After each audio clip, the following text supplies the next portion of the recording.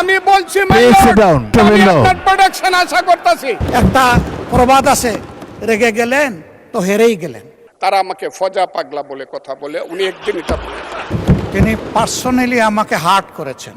আমার আইডেন্টিটি নিয়ে প্রশ্ন করা হয়েছে, এটা গুরুতর অপরাধ করেছেন উনি। শিশুরাও লজ্জা পাবে এই ধরনের, যদি বয়স্ক যারা অলরেডি দাদা হয়ে গিয়েছেন তাদের নাতিরাও হয়তো এখানে গ্যালারিতে বসে দেখছে, তারা কি ভাববে এটা সম্পর্কে? মুক্তিযোদ্ধা পরিবারের লোক কেউ জামাত করতে পারে না। নিজের অবদান বলতে কি আরেকজনের অবদানের উপরে হাতুড়ি পিটানোর অধিকার কাউকে দেওয়া হয় না। বিরোধী দলের নেতা বলেছেন উনি মুক্তিযোদ্ধা পরিবারের লোক এবং উনি জামাত ইসলাম করেন, এটা ডাবল অপরাধ। আমি এখন মহামান্য রাষ্ট্রপতির ভাষণের উপর আলোচনায় অংশগ্রহণ করার জন্য আহ্বান জানাচ্ছি। মোহাম্মদ ফজলুর রহমান, মাননীয় সদস্য, কিশোরগঞ্জ 4, আপনার সময় 15 মিনিট। মাননীয় স্পিকার, আপনাকে অসংখ্য ধন্যবাদ। আমি বক্তব্য দিতে ওঠার আগেই আপনি বিশেষ কারণে আমাকে বসিয়ে দিলেন, যৌক্তিক কারণে, কিন্তু এরপরেই হাউস যা হলো, এখন আমার বক্তব্য কি হবে আমি বুঝতে পারছি না। মনটা খুব ভালো নেই মাননীয় স্পিকার, আমার গলাটাও ভালো না, কারণ গতকাল সারা রাত আমি ঘুমাতে পারিনি। হাওর অঞ্চলে যে বৃষ্টি হচ্ছে, যে শিলাবৃষ্টি হচ্ছে, হাওর অঞ্চলের সমস্ত ফসল তলিয়ে যাচ্ছে। একটা মাত্র ফসল 12 মাস মানুষকে অন্যের উপরে, অন্য এলাকার উপরে নির্ভর করে থাকতে হবে তাদের পেটের ভাত পরনের কাপড়ের জন্য।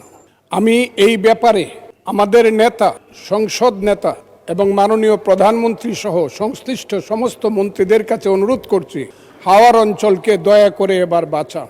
এবং প্রথমেই আমি প্রস্তাব করে নিলাম, হাওর অঞ্চলকে সঠিকভাবে বাঁচাতে হলে 35টি জেলা নিয়ে একটি হাওর মন্ত্রণালয় করতে হবে, এবং এই দাবি করে আমি আমার মহামান্য রাষ্ট্রপতির ভাষণের উপরে বক্তব্য শুরু করছি। আমি প্রথমেই শ্রদ্ধা জানাই মহান নেতা, মুক্তিযুদ্ধের ঘোষণা দানকারী, তৎকালীন মেজর, পরবর্তী সময়ের রাষ্ট্রপতি শহীদ প্রেসিডেন্ট জিয়াউর রহমানের প্রতি, আমি শ্রদ্ধা জানাই মহান নেত্রী, দেশনেত্রী বেগম খালেদা জিয়ার প্রতি, যার আহ্বানে এবং যার কারণে আমি আজকে বিএনপি করি। তিনি আজকে নাই, আমি তার আত্মার মাগফিরাত কামনা করি। আমি বক্তব্যের আগেই আমাদের নেতা প্রধানমন্ত্রী জনাব তারেক রহমান, তাকে উদ্দেশ্য করেই বলবো, মর্নিং শোজ দ্য ডে। সকালবেলায় দেখা যায় বিকালটা কেমন যাবে।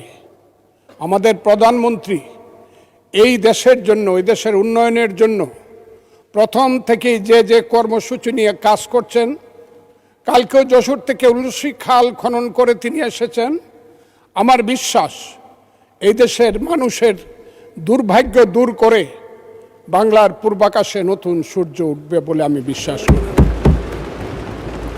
মাননীয় স্পিকার, রাষ্ট্রপতি ভাষণের উপরে আমার মিক্সড ধারণা আছে। আমার প্রথমেই বলতে হবে, সেই সত্য যা রচিবে তুমি, যা ঘটে তা সত্য নয়, কবি তব মনোভূমির, রামের জন্মস্থান অযোধ্যার চেয়েও সত্য যেন, বাল্মীকির কবিতা। কারণ হলো, মাননীয় রাষ্ট্রপতি যা যা বলেছেন, আমি প্রথমেই বলি 2, 3 এবং 4 নম্বর প্যারা। 2 নম্বর প্যারায় মুক্তিযুদ্ধকে উনি যেভাবে বলেছেন সঠিক বলেছেন, কিন্তু আরও বিস্তারিত হলে আমাদের প্রধানমন্ত্রী যেমন বলেন যে মুক্তিযুদ্ধকে মহিয়ান করতে হবে, মুক্তিযুদ্ধ আরও মহিমান্বিত হতো আরেকটু ইলাবোরেট করে লেখলে। কারণ মুক্তিযুদ্ধের ইতিহাস মহাসমুদ্রের চেয়েও গভীর ইতিহাস। আমি আজকে আপনার কাছে বলবো 3-4 প্যারায় মুক্তিযোদ্ধাকে যেভাবে 5ই আগস্টের সঙ্গে যোদ্ধাদের সঙ্গে তুলনা করা হয়েছে, 5ই আগস্টের যোদ্ধাদেরকে আমি ছোট করে দেখি না। তাদের যারা শহীদ হয়েছে আমি তাদের প্রতি শ্রদ্ধা নিবেদন করি এবং তাদের আত্মার মাগফিরাত কামনা করি। শহীদ আমি ছিলাম 5ই আগস্টে, তার আগে 10 বছর যাবত, যেদিন থেকে আমি বলা শুরু করেছিলাম আওয়ামী লীগ একটি অভিশপ্ত রাজনৈতিক দল, সেই দিন থেকে 10টি বছর নিরন্তর আমি যুদ্ধ করেছি। আমি আমার যেদিন সর্বশেষ 28শে অক্টোবর নয়াপল্টনের মাঠ থেকে 10 লক্ষ লোকের মিছিলটাকে ফ্যাসিস্টরা ভেঙে দিল, অনেকেই জেলে চলে গেলেন, অনেকেই পলাতক ছিলেন। হাজার হাজার নেতাকর্মীর নামে যেদিন যুদ্ধ হলো, সেদিন আমি বললাম যে আমি সংসপ্তকের ভূমিকা পালন করব, জয় অথবা মৃত্যু। আমি হাসিনা সরকারের বিরুদ্ধে সব কিছু করব। স্ত্রীকে বললাম তুমি বিধবা হতে পারো, সন্তানদেরকে বললাম তোমরা এতিম হতে পারো, কিন্তু শেখ হাসিনা সরকারের পতন না হওয়া পর্যন্ত আমার যুদ্ধ চলবে। এবং আমি বোধহয় একমাত্র ব্যক্তি যে 4 আগস্ট দুপুর 1টার সময় বলেছিলাম যে আগামী 24 ঘন্টার মধ্যে শেখ হাসিনা চলে যাবে, কারণ তার সরকার উত্তর সিরানা হয়ে গেছে। এবং 23 ঘন্টার মধ্যে শেখ হাসিনার সরকার চলে গিয়েছিল। আমি সেই আন্দোলনে ছিলাম। বলতে পারেন মিছিলে ছিলেন না, আমি মিছিলে ছিলাম না আপনাদের মতো, কারণ আমার বয়স 23 বছর ছিল। তখন আমি এরশাদ বিরোধী মিছিলের প্রধান নেতা ছিলাম আমি। কিন্তু এখন আমার বয়স 78 বছর। আমার ছেলে ব্যারিস্টার 5 বছর আগে, আমার ছেলে ইঞ্জিনিয়ার 10 বছর আগে। তারা 5 দিন পর্যন্ত বাসায় আসেনি, তারা মিছিলে গিয়েছিল, তারা কেউ বাসায় আসেনি। কাছে আগস্ট মাসকে আমিও খুব ছোট করে দেখি না, তবে কোনো কারণে আগস্ট কোনো বিপ্লব নয়, আগস্ট হলো গণ অভ্যুত্থান। সেই গণ অভ্যুত্থানকে যারা মুক্তিযুদ্ধ এবং মুক্তিযোদ্ধার সঙ্গে তুলনা করতে চায়, জুলাই যুদ্ধ এবং মুক্তিযুদ্ধ, তাদেরকে আমি বলবো, সবাইকে আমি বলবো, এই কথাটা বলাই অন্যায়। কারণ মুক্তিযুদ্ধ প্রশান্ত মহাসাগরের সঙ্গে ডুবার তুলনা করা যেমন, হিমালয় পর্বতের সঙ্গে টিলার তুলনা করা যেমন, মুক্তিযুদ্ধের সঙ্গে 5ই আগস্টের তুলনা করা ঠিক তেমনি। আমি আজকে খুব পরিষ্কারভাবে বলতে চাই, মুক্তিযুদ্ধ এবং স্বাধীনতা সংগ্রাম একদিনে বাঙালি জাতির হয় নাই।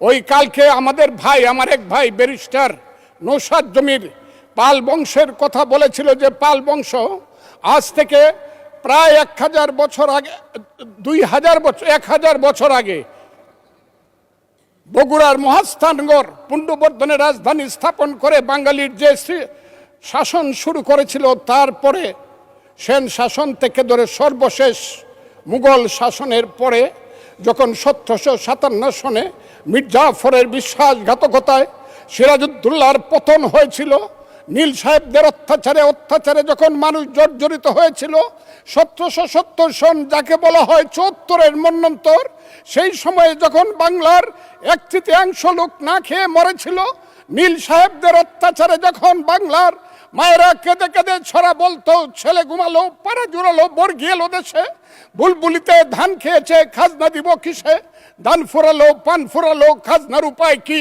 আর কটা দিন সবুর করো রসুন বুনেছি। সেই যে ব্রিটিশের বিরুদ্ধে যুদ্ধে বাংলার মানুষ প্রথম নেতৃত্ব দিয়েছিল, সেই নেতৃত্বের মাধ্যমেই আমরা দেশ স্বাধীন করেছিলাম।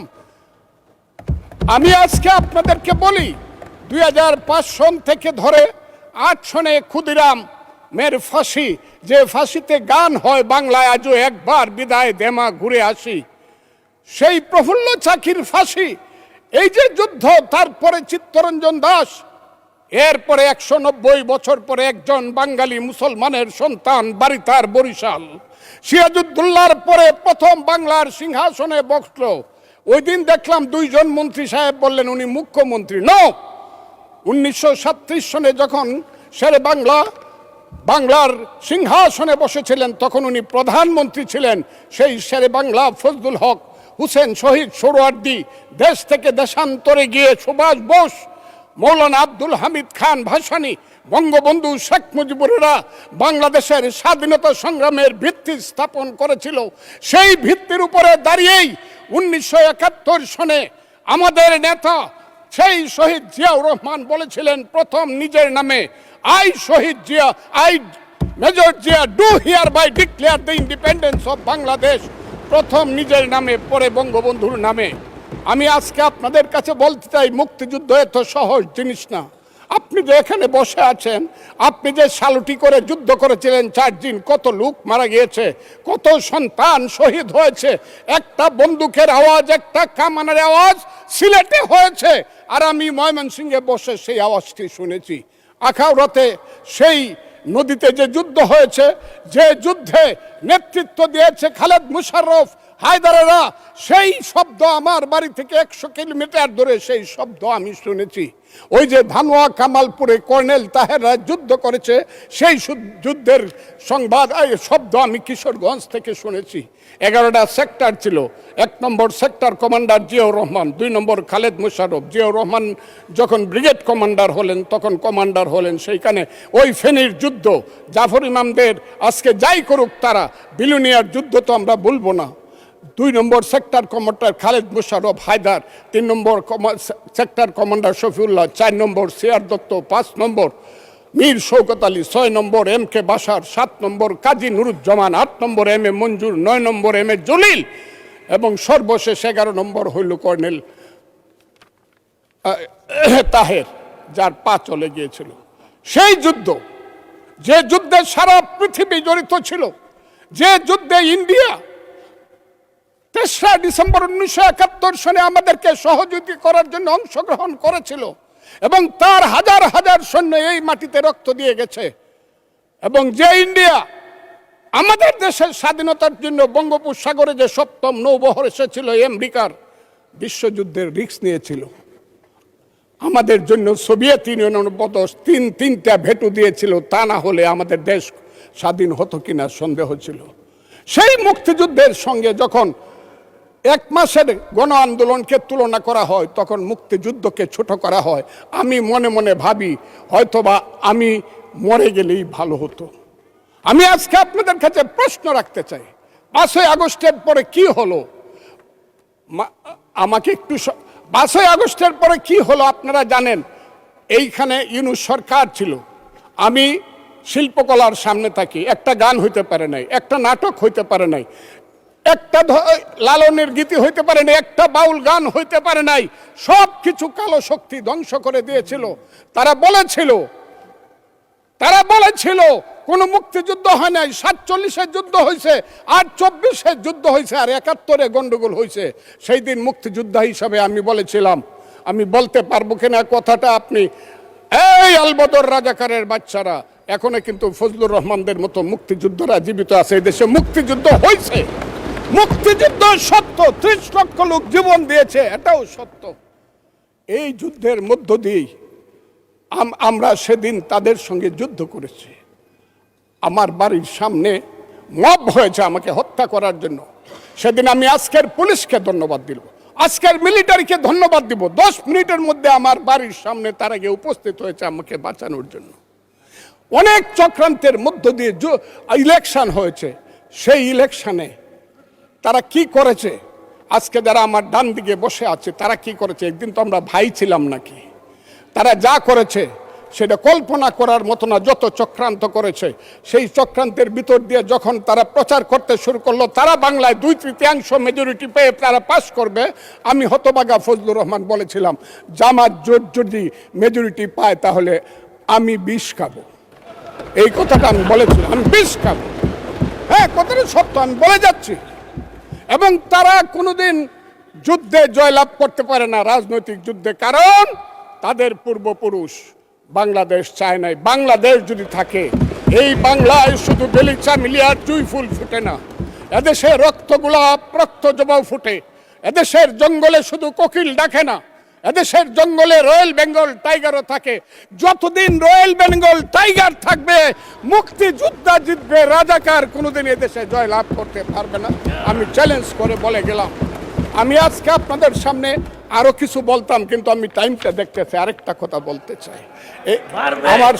আমি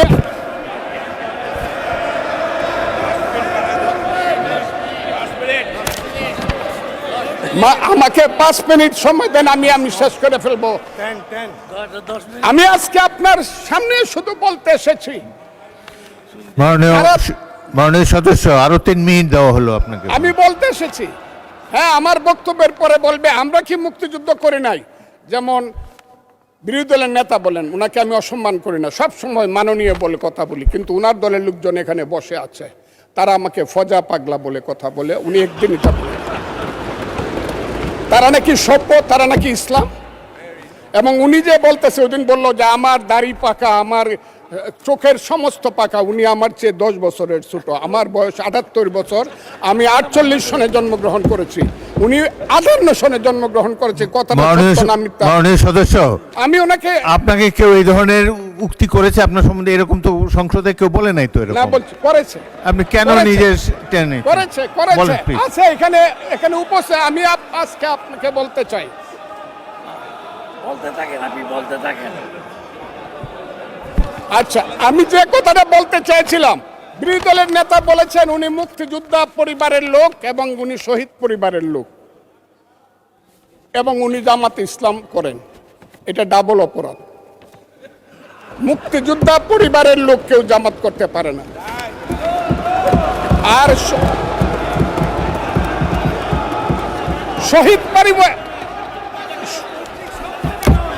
শহীদ পরিবারের লোক, শহীদ পরিবার, মাননীয় সদস্যবৃন্দ ওনাকে বলতে দেন।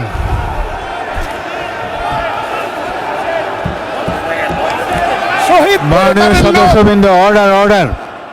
শহীদ আপনারা পরিবারের শৃঙ্খলা লোক। রক্ষা করুন। কেউ জামাত মাননীয় করতে- সদস্যবৃন্দ, সংসদে শৃঙ্খলা রক্ষা করুন। মাননীয় শহীদ সদস্য পরিবারের ফজলুর লোক। রহমান, আমি ঠিক আপনি আছে, শেষ করুন। ওনারা কষ্ট পাইতেছেন তো। বক্তব্য শেষ করুন। আমি আবারও বলে রাখলাম, শহীদ পরিবারের লোক তো জামাত করতেই পারে না, আর জামাত করলে ডাবল অপরাধ করতেছে। 2, তাহলে স্বীকার,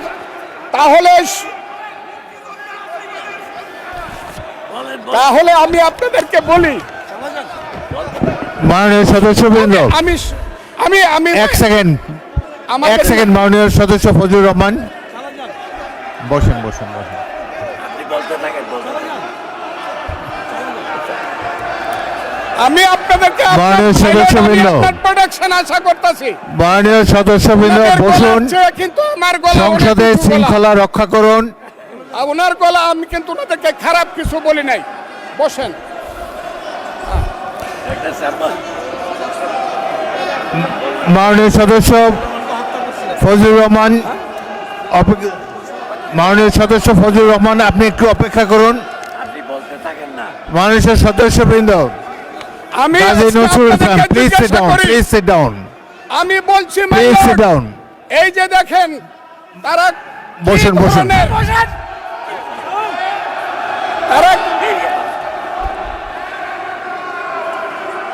তারা কি ধরনের আচরণ করছে। আচ্ছা, আজকে তাদেরকে জিজ্ঞাসা মাননীয় করি, সদস্যবৃন্দ, তাদেরকে আমি মাননীয় তাদের কাছে সদস্যবৃন্দ, জানতে চাই, একটু মনোযোগ তাদের দিয়ে আমার পূর্বপুরুষ- কথাটি শোনার চেষ্টা করুন। বসেন, ভাইয়া।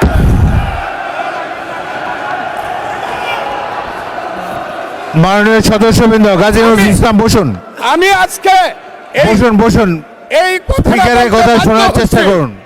এই কথা মাননীয় সদস্যবৃন্দ, আমি একটা কথা আপনারা আজকে মনোযোগ দিয়ে বলতে শুনেন। বাধ্য হচ্ছি, এদের সংসদে আচরণ দেখেন, এদের প্রত্যেক সদস্যের, পূর্বপুরুষরাই এক ফজলুর রহমান, সময় একটু wait করেন, একটু wait আলবদর করেন। এবং রাজাকার ছিল। মাননীয় সদস্য এবং ফজলুর রহমান, আলিম wait করেন। চৌধুরীকে হত্যা করেছে, Hold on for a second. আলিম চৌধুরীকে হত্যা একটু অপেক্ষা করেছে। করুন। আমাদের নেতা জিয়াউর রহমানকে পাইলো এরা হত্যা করত 16 ডিসেম্বরের আগে। মাননীয় সদস্য ফজলুর রহমান, অপেক্ষা করুন। আমার শেষ, আমাকে Hold on for 2 minutes. দেখেন ডিস্টার্ব, আমি আর তাদেরকে বল। মাননীয় সদস্যবৃন্দ, এটি বাংলাদেশের জাতীয় সংসদ।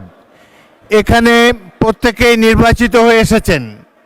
প্রত্যেকেরই এখানে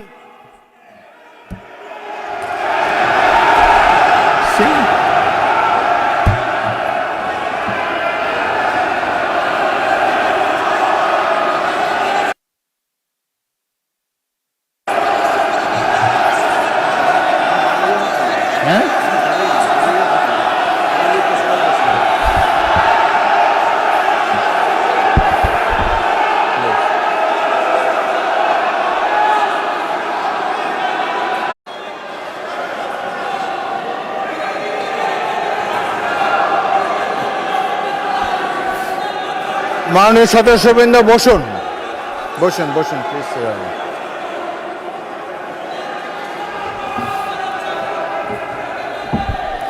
বসুন, মাননীয় সদস্যবৃন্দ, বসুন।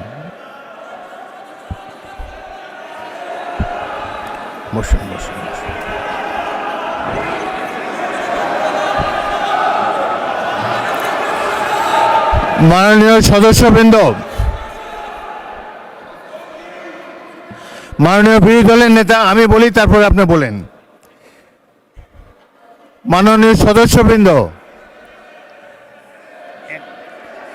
এটি আপনারা সবাই, মাননীয় সদস্য ফজলুর রহমান, আপনি বসেন,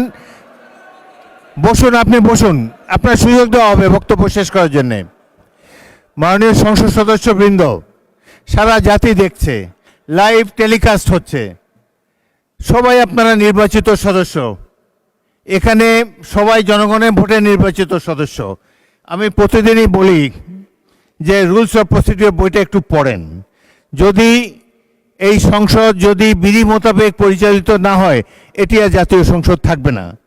অতীতে জাতীয় সংসদ সম্পর্কে অনেক তিক্ত অভিজ্ঞতা আছে।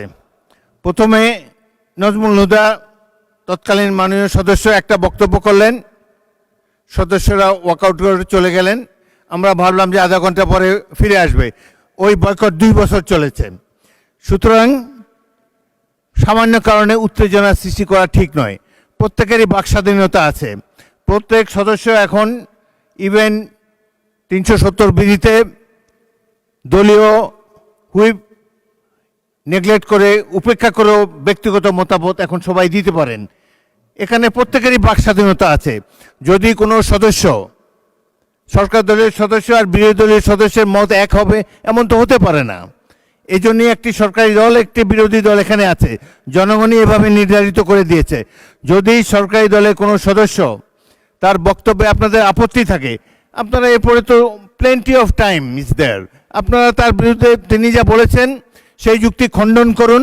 তিনি ভুল বললে তাকে পাল্টা অভিযোগ করেন তার বিরুদ্ধে। কথা বলার সময় তো সুযোগ আছে, কিন্তু এই যে শিশুরাও লজ্জা পাবে এই ধরনের, যদি বয়স্ক শ্বশ্রুমণ্ডিত ব্যক্তি, বয়স্ক যারা অলরেডি দাদা হয়ে গিয়েছেন, তাদের নাতিরাও হয়তো এখানে গ্যালারিতে বসে দেখছে, তারা কি ভাববে এটা সম্পর্কে। আরেকটি জিনিস হলো, সংসদের স্পিকার যখন দাঁড়ায় তখন এটি অবশ্য কর্তব্য সবাই এখানে বসে পড়বেন। যদি আমাকে তো আপনারাই তো আমাকে স্পিকার বানিয়েছেন, আমি এই সংসদের কাস্টোডিয়ান, অভিভাবক।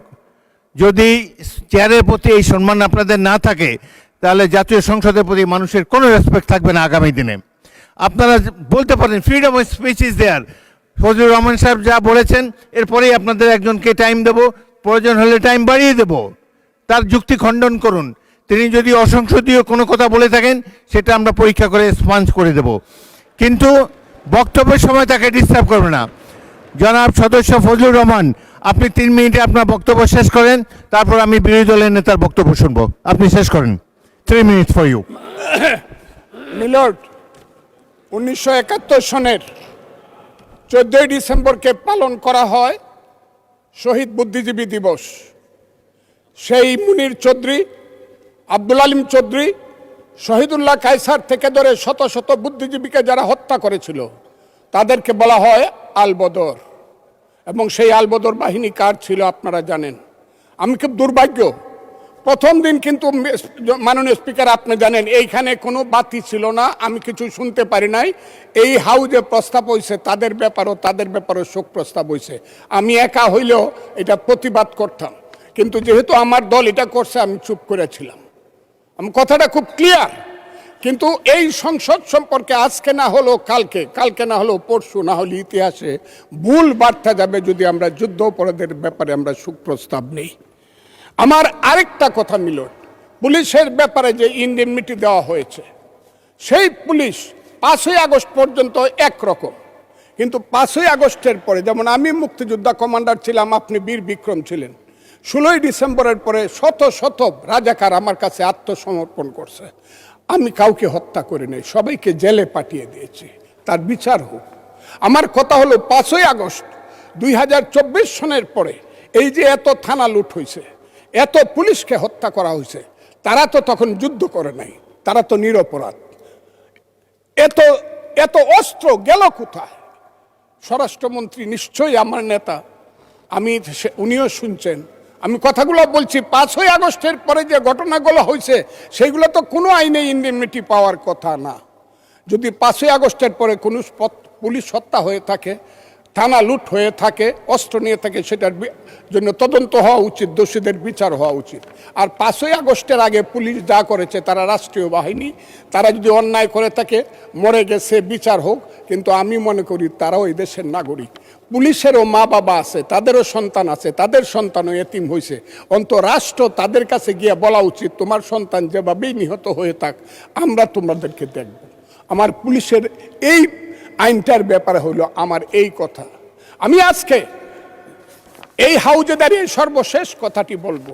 সর্বশেষ কথাটি হলো, আমার মাননীয় প্রধানমন্ত্রী, আমি যাকে ভীষণ শ্রদ্ধা করি, দেশকে উনি চালাতে পারবে না আমি জানি। দিনের পর দিন, মাসের পর মাস, যতই বাহিরে বাহিরে চক্রান্ত হোক, ভিতরে কিন্তু যতই ভালো মানুষ দেখাক, যতই এখানে বিএনপির বিরুদ্ধে দাঁড়াবার চেষ্টা করুক, এটা হবে না। কিন্তু আমার নেতা, সংসদ নেতা কিন্তু অনেক মহান কাজ করেছে। ৭৮ জনকে 222 জনের সমান সমান ভাগ দেয়া কমিটি করেছে। আমি আমার নেতাকে বলবো, শেষ করেন মাননীয় সদস্য, শেষ করেন। তার মা কিন্তু একসাথে দুধ খাইছে, কিন্তু সিরাজউদ্দৌলা আর মোহাম্মদী বেগ কিন্তু এক না। মোহাম্মদী বেগ কিন্তু সিরাজউদ্দৌলাকে হত্যা করেছিল। এই কথাটি বলেই আপনাকে ধন্যবাদ জানিয়ে আমার বক্তব্য শেষ। মাননীয় বিরোধী দলের নেতা, আপনি কিছু বলবেন? মাননীয় স্পিকার, আপনাকে ধন্যবাদ। আমি শ্রদ্ধা রেখেই বলতে চাই, মাননীয় সংসদ সদস্য বয়সে আমার বড়, তিনি মুক্তিযুদ্ধে তার অবদান সব কিছুই বলেছেন, কিন্তু নিজের অবদান বলতে গিয়ে আরেকজনের অবদানের উপরে হাতুড়ি পিটানোর অধিকার কাউকে দেওয়া হয়। তিনি পার্সোনালি আমাকে হার্ট করেছেন। তিনি বলেছেন যে আমি বলে থাকি আমি শহীদ মুক্তিযোদ্ধা পরিবারের সদস্য, তাহলে ইনি এটাকে চ্যালেঞ্জ করছেন। 2 নম্বর, উনি বলেছেন কোনো মুক্তিযোদ্ধা কিংবা শহীদ মুক্তিযোদ্ধা পরিবারের কেউ জামাত ইসলামী করতে পারে না। তাহলে উনাকে জিজ্ঞেস করে করা লাগবে? এটি আমার নাগরিক অধিকার। আমি কোন দল করব, কোন আদর্শ আমি অনুসরণ করব, এর উপর হস্তক্ষেপ করার ন্যূনতম কোনো অধিকার রাষ্ট্র কিংবা সংবিধান কাউকে দেয়নি। আমি এটার তীব্র নিন্দা জানাই। আমার আইডেন্টিটি নিয়ে প্রশ্ন করা হয়েছে, এটা গুরুতর অপরাধ করেছেন উনি। আবার আমার আদর্শ সিলেকশনের ব্যাপারে উনি কথা বলেছেন, এটা বাড়তি অপরাধ করেছেন উনি। আমি অনুরোধ করব মাননীয় স্পিকার, তার এই অসংসদীয় অংশটা এখান থেকে যেন এক্সপাঞ্জ করা হয়। শেষে গিয়ে উনি,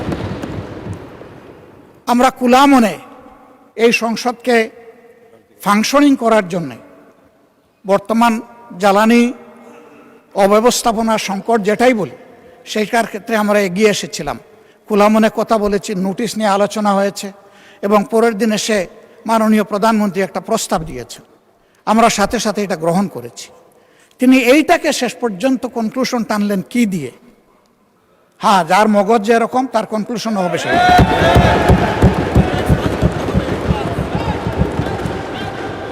তার মতো একজন প্রবীণ ব্যক্তির কাছ থেকে, রাজনীতিবিদদের কাছ থেকে আমি এই ধরনের আচরণ আশা করিনি। আমরা এখানে প্রথম দিনই বলেছি ভালো কিছু শিখতে এসেছি। কাউকে হিট করা, গালি দেওয়া, এর মাধ্যমে বড় কিছু অর্জন করা যাবে না।